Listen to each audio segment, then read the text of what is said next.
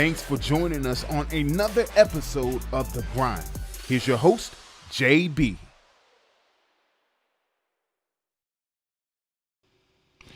Hey, welcome to another episode. We've got a little update episode coming for you tonight. But before we get that started, we're hitting you on our Facebook page, on our Twitter, and on YouTube. We're going to have Coach JohnMark Bentley that's going to join us in just a second.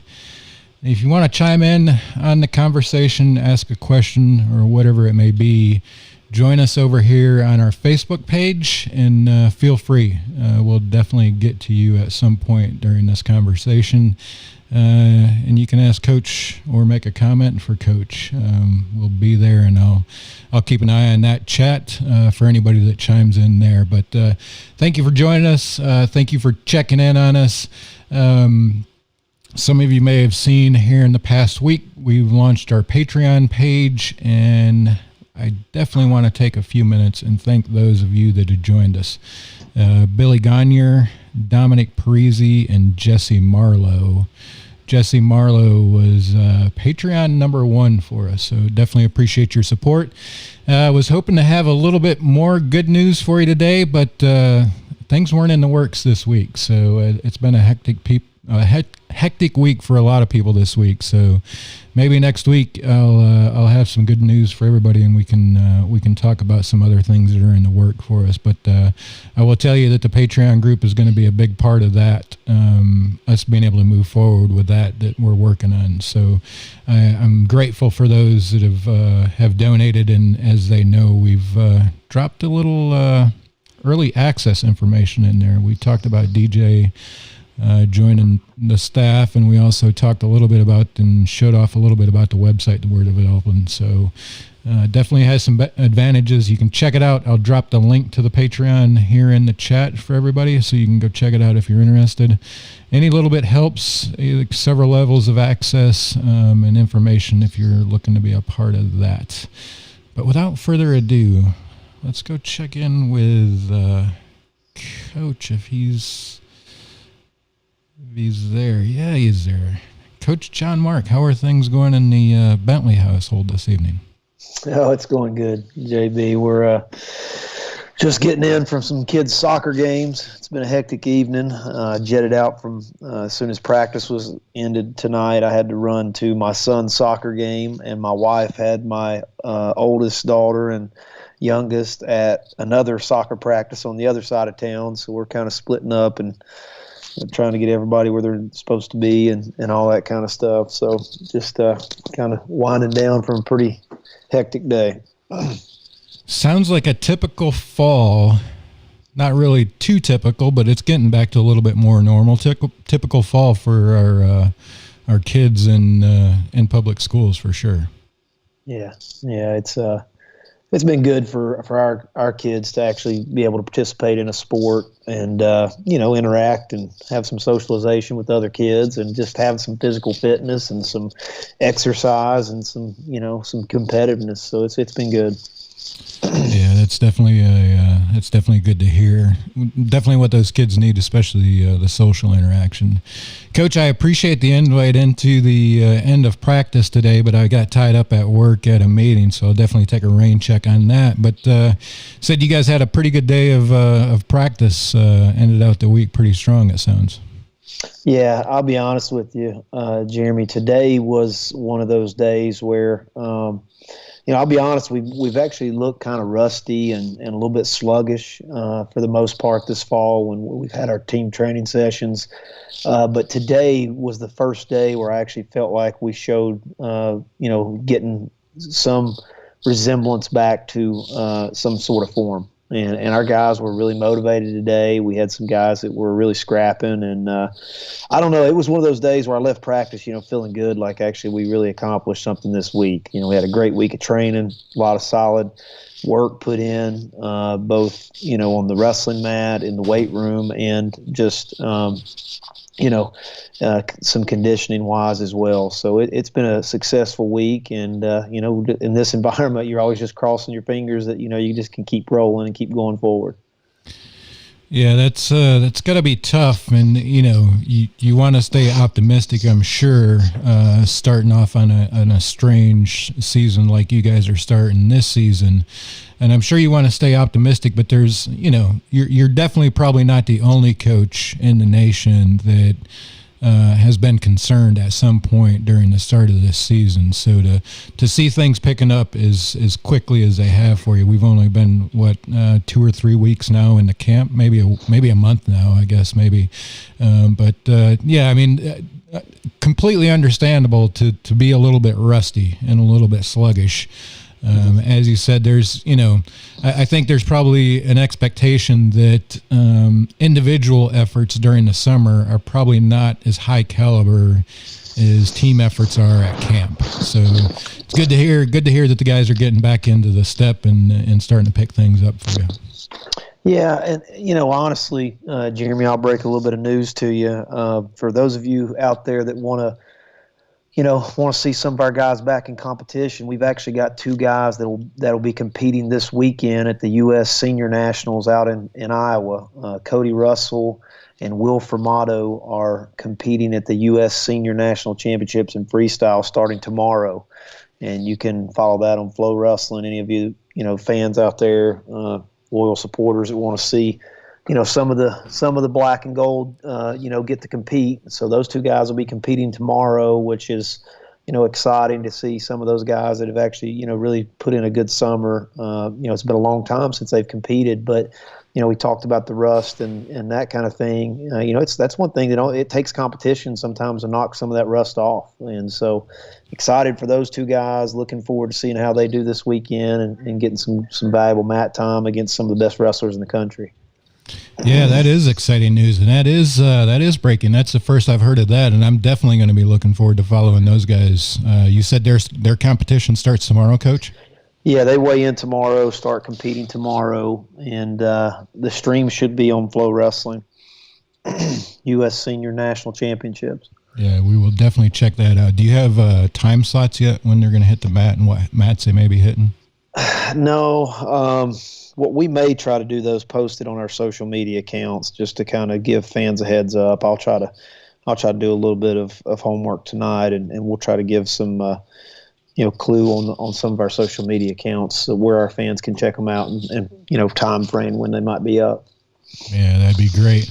So obviously you have 2 kids headed out to the senior nationals. That's got to be pretty exciting for you that they feel like they're in a position to go out there and compete. Otherwise, I'm sure they wouldn't be heading out there. But those kids, Cody Russell and Formato, I mean, you're expecting those guys to hit the mat running this season, I'm sure. So they've probably kept in pretty good shape and done some training on their own. So good to hear that they're headed out there. That's got to be exciting for the team. Yeah, absolutely. Coach, what else we got going on with the team? Anything else? Any other interesting dynamics? Has Cody made the official move down? Is he still in the works? Have you made those type of changes permanent yet? I'm sure it probably takes some time for him to get down to that real, that fighting weight, for lack of a better term, the wrestling competing weight at that level. But are we any closer to him being down there? Yeah. So this weekend he'll be competing at I think the weight's 129. So he'll be making his descent down, getting closer to that 125 mark. So that was another reason why this was an important opportunity for him to be able to compete, is to start making his descent down and, seeing what his body's going to feel like when he gets down to 125. So, he'll be down lower than he's been since he's been in college, competing this weekend at 129. And then, he's getting closer. As far as training and stuff goes, we had another great week, like I mentioned before. We're 2 weeks away from starting full go, where we've got all our guys training and normal 20-hour weeks.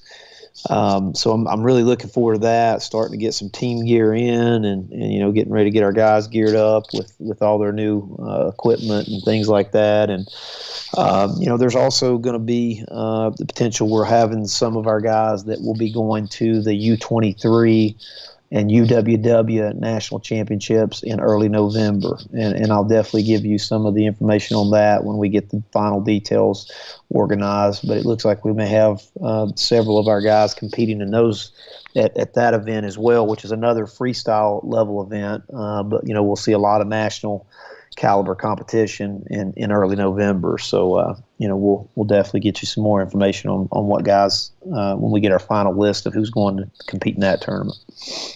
Yeah, definitely looking forward to hearing those names as well. Coach, are we any closer to knowing what our season's going to look like? What you guys are going to face, the schedule, the possibilities, anything like that? Well, yes and no. I think that it's pretty well determined now that our official season for competition will likely start in January.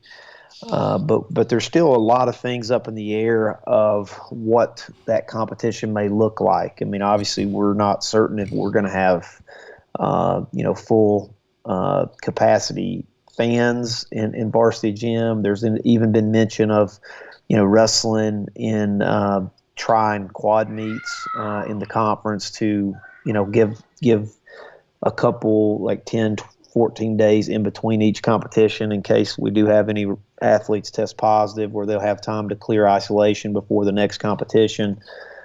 There's also, a lot of our non-conference opponents, because of the competition that we seek out, are mostly P5 opponents. And so, with the P5s now, we're having to wait for guidance of what their testing protocols are going to be and making sure that we can meet those testing requirements to add them to our schedule. So there's just a lot of moving parts right now. I was hoping I'd have something finalized, and then the final piece of the puzzle is the NCAA and NWCA should be releasing in the next couple of weeks what the qualifying procedures are going to be for the national championship and how many wrestlers will be in the field, which will then give us some guidance on what our schedule needs to look like to give our athletes the best opportunity possible to qualify for the national tournament. So a lot of moving parts. I wished I had a better update for you than that, but I'm working on it, and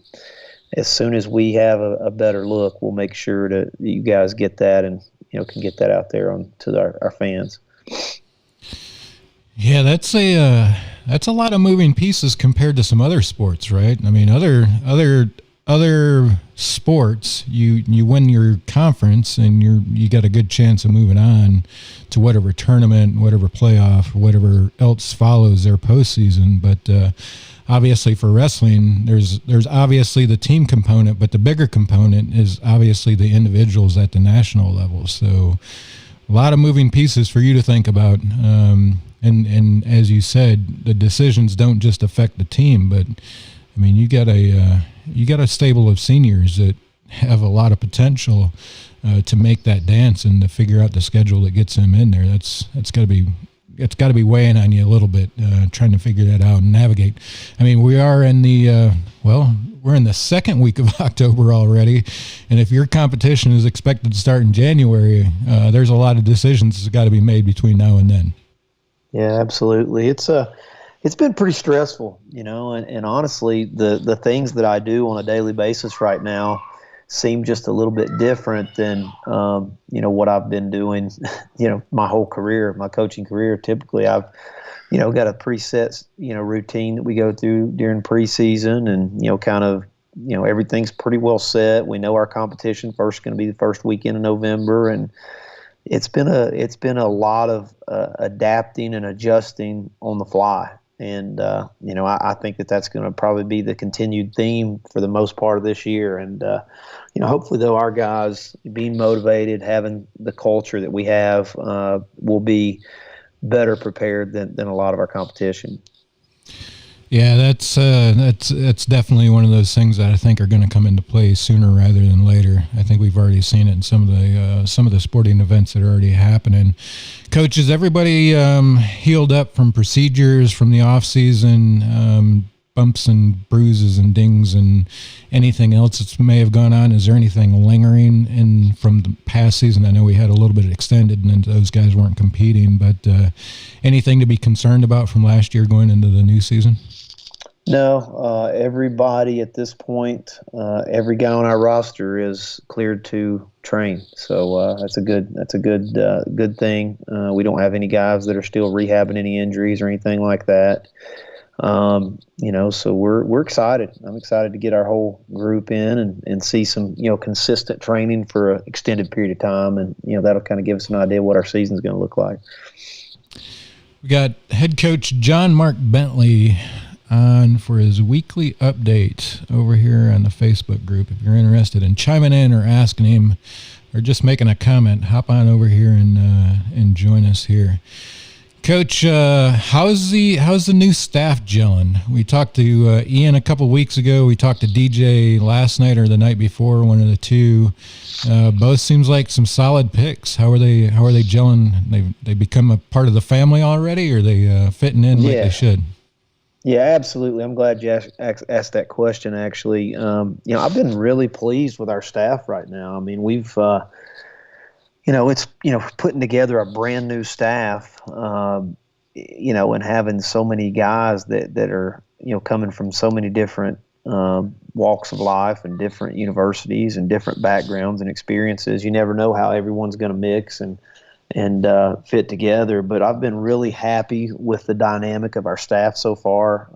Getting Ian here was a big move for us, getting him hired, and he seems to be doing a great job fitting in well with my personality and with our team. He's doing a lot of work right now on the recruiting front, and also just working with our student athletes individually. And then Randall Diabe, him coming into a full-time role now has just been phenomenal. He's learning, he's young, he's eager, but he loves the black and gold, and I can't really say enough great things about how impressed I've been with him so far. I mean, he's still got a lot to learn, but man, he is motivated and loves this program. And then it was also great to get DJ Fellman, our volunteer assistant, here in person now, and he seems to be a great fit on our staff, and has seemed to really kind of already buy into the culture and really enjoying his time here so far in Boone. And so I'm excited about this staff and kind of where we can go, and seeing how these next couple months develop. Yeah, speaking to DJ on his episode, he seemed pretty excited to be a part of the black and gold. I mean, he even talking about when App went to Lock Haven for the matches up there, the duels up there. He seems pretty excited to be a part of that the Mountaineer family now. So it was great to hear him compliment the program. And obviously, coming from a state where he comes from in wrestling, to talk about the facilities that App State has for the wrestling team was also something that stood out from my conversation with him. He definitely spoke highly of the program, speaks very highly of our facilities, even compared to Lock Haven. Lock Haven's a pretty solid program up there themselves. So it was great to chat with him and great to hear his side of it and his excitement for joining the team. Yeah, absolutely, and I think it just brings to light, Jeremy, seeing staff come into this program that really weren't part of this program either as a wrestler or as a coach previously, and to see how impressed they are with all the resources that we have for our student athletes and just what a phenomenal program we have. I think it's kind of humbling, because you think sometimes you may take it for granted, like that we really do offer a lot. Appalachian State Wrestling is a tremendous program, and I believe any wrestler in the country, no matter what their goals are, can reach them here. And I think that's a pretty neat feeling. Yeah, for sure, especially those guys coming out of the programs that they came from. As you said, Ian Miller with his recruiting potential obviously has to be exciting, and walking into a program like that with those resources. And Randall Diabe, I tell you, that guy is, coming from the backyard just down the road. We spoke to a couple of those guys coming out of there. Trotman the other week, Randall. I mean, those are literally guys coming from the backyard that have went on to do some great things. And to see Randall progress from a wrestler just a few years ago for us now to being a part of the full-time staff, that's exciting for me as a spectator and as a fan. Mm-hmm. Yeah, absolutely. And it's always nice having someone on your staff that went through the program as an athlete that, has a special connection and a real love and a passion for the black and gold, man. I don't think that can be overstated how important that is. Yep. Yeah, definitely in the culture to keep it going and know what it was like as a wrestler. For sure.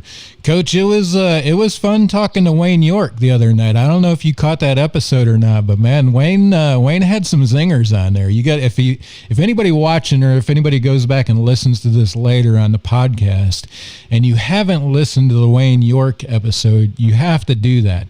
That guy is obviously in his prime right now and just enjoying life, but to listen to him talk about the program and his experiences as a wrestler, Coach, that was truly a treat. I wish we could talk to that guy every night. Yeah, Wayne's a first-class guy, and he's been such a positive influence on our program and the recent success we've had and the facility renovations and, some increased scholarship dollars and things like that. He's been directly involved with that, and it's just great to kind of see the past and the history of the program and guys like Wayne that have so much passion for this program and are so thankful for what it did for them and want to give back. Yeah, he's first class, man. I get a real treat out of anytime I, go down to Burlington or I'm driving through and I get a chance to stop and see him and Clint and just interact with him. It's always a treat. Yeah, I don't think he said this on the air, Coach, but I told him if he ever makes it up for a wrestling match again, I definitely want to shake his hand and meet him. And he didn't even skip a beat. He said, "I don't even buy green bananas." That sounds exactly like what Wayne would say. Yeah, man, it was great personality and great sense of humor, man. He enjoys life to the fullest, and he's a really special man. Yeah. Coach, I tell you, before we started this whole grind thing, I think one of the things I told you that was number one to me was getting our wrestler story out there. Talking to Wayne and having Wayne on for the few minutes we were able to get with him was worth everything that we've put into this so far, man. That guy is, like you said, he's top-notch, first-rate, a tremendous supporter for the program. And to hear his stories and just imagine what it was like to wrestle in his shoes at that time for Appalachian was a true treat. So we definitely appreciate that connection. It was great to have him on and talk about the program. Yeah, absolutely. Absolutely. Coach, I ain't going to take up too much more of your time, but is there any last minute words, anything else you'd like to get out there for the team or the program or yourself? Well, like I said, we're this is a different time. We're, I guess, anxious, excited, and looking forward to getting back to some competition. We do have two of our athletes that'll be competing this weekend at the U.S. Senior Nationals, so just want to remind everyone of that. If you got on this episode late, Cody Russell and Will Formato will be competing at the U.S. Senior Nationals starting tomorrow in Iowa. So, log on to Flow Wrestling, get a chance to follow those guys this weekend, see those guys compete. And, hopefully we're going to have a few more competing in early November. Awesome, Coach. Appreciate your time. Thank you for tuning in and checking us out. Again, the link for the Patreon is there and Facebook if you're interested in being a part of the early access and insider information. We hope to keep that information flowing for you guys. And we'll also have a website that we'll be launching here very shortly. Literally could be within any day now. Doing some fine-tuning on it, but hope to get that out to you guys pretty soon. Be a centralized location for all of our information. And it wouldn't be possible without our Patreon supporters. I will tell you, it's not easy and it's not cheap doing what we're doing. And it's definitely, there's a lot of potential, a lot of opportunity in front of us. I wish I could tell you more about it, but we will save it for when we get some things inked, I think. So definitely appreciate anybody that supports us there at the Patreon. There are some sponsorship opportunities on the Patreon to be a part of the programs and for us to get your name out there, whether it's an individual or a company. So don't hesitate to check that out. The link's there, and it's available in most places. Thanks for tuning in. Now is a word from our first sponsor, Mountaineer Works and Chad Mitchell. Chad Mitchell is definitely another true mountaineer at heart and does a lot of great things for App State Athletics.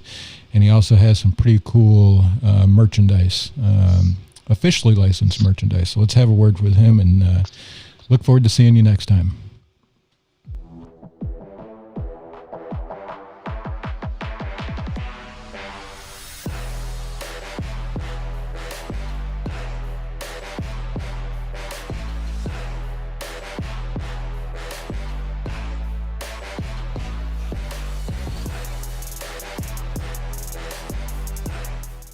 This episode of The Grind is proudly sponsored by Mountaineer Works. Mountaineer Works, owned and operated by Appalachian State alum and athletics photographer Chad W. Mitchell. Chad designs and builds officially licensed, unique cornhole board sets, and today I give my all plaques that will surely rock your tailgate, party, backyard barbecue, office, or creative space. They're sculptured smooth in the wood lab, fire coated at over 3,000 degrees, and paint dyed in the Cornhole Conservatory to complement their one-of-a-kind grain, then App State branded.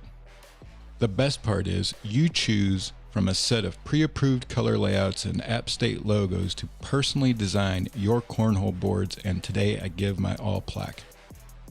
Mix it up or match it up, you can't go wrong. Show your Mountaineer pride as these make solid gifts for deserving folks. Find Mountaineer Works on Facebook and Instagram to place your order or ask a question.